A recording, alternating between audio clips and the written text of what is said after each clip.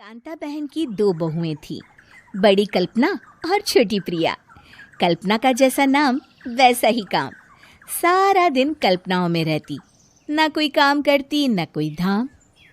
अरे कल्पना बहू, जरा अच्छी सी चटनी पीस दे, आज कुछ मजेदार खाने का मन है। पेट में जलन हो जाएगी माँ जी बुढ़ापे में, और वैसे भी मेरा काम करने का वक्त शाम का है, अब प्रिया को ही बोल दो। इतना कहकर कल्पना वहां से चली जाती है। कांता कल्पना के ऐसे रवैये से काफी परेशान रहती हैं। मैं बना देती हूँ माँ चटनी, ऐसा बोलकर प्रिया माँ को चटनी बनाकर प्लेट में खाने को देती है कि तभी वहां कल्पना आ जाती है। अरे वाह चटनी, जरा चक्कर तो देखूं, बड़े दिन हो गए। अरे नहीं बहू, तू तो रहने ही दे चटनी खाना, पेट में जलन हो जाएगी।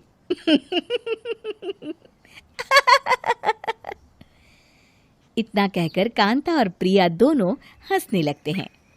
कल्पना सारा दिन या तो मोबाइल में यूट्यूब देखती या फिर सोती रहती। उसका कमरा भी बिखरा और गंदा रहता। एक दिन कल्पना का पति अशोक उससे कहता है, अरे कल्पना, जानवर भी उस जगह को साफ कर लेता है जहां वो बैठता है, तुम तो इंसान हो, कैसे इतने गंदे कमरे में रह लेती हो? देखो सारा सामान यहाँ वहां बिखरा पड़ा है।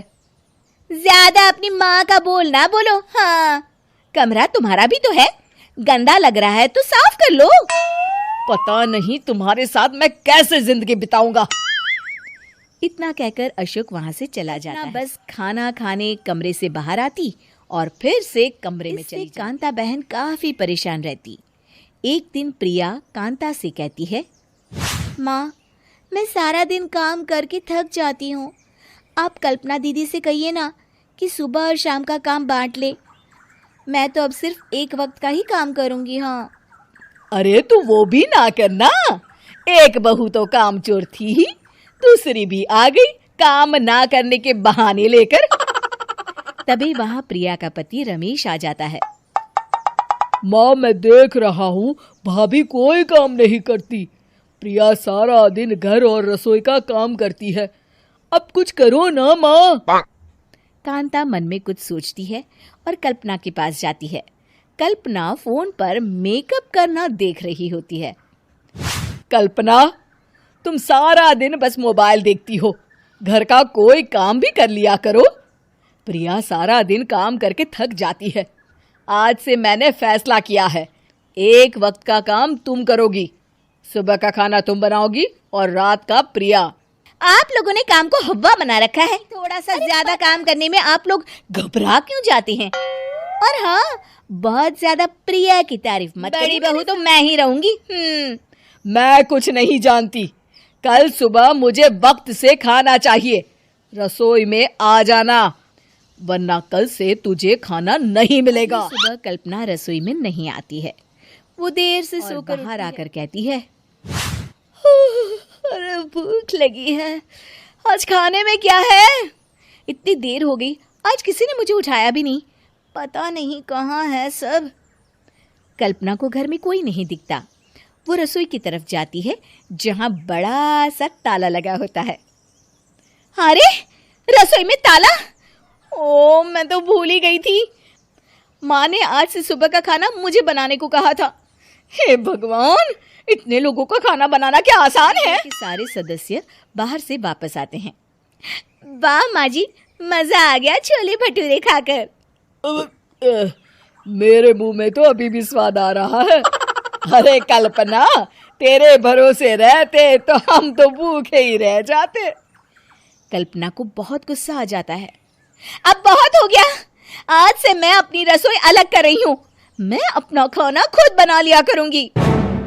कल्पना अपनी रसोई अलग कर लेती है, पर आए दिन उसका देर से उठना और काम न करने की आदत से वो भूखी उसी के सामने घर के लोग अच्छे अच्छे पकवान खाते और कामचोर कल्पना को जैसे तैसे ही खाना बनाकर खाना पड़ता। पर एक दिन तो हद ही हो गई। माँ, दीदी आज सुबह से कमरे से बाहर नहीं निकली, हमें जाकर देखना चाहिए। सो रही होगी कामचोर कहीं की। पर तुम कहती हो तो चलो देख लेते हैं उसे। कल्पना कमरे में पेट पकड़कर बैठी होती है। हाय मेरा दर्द, पेट दर्द के मारे मर रही हूँ मैं।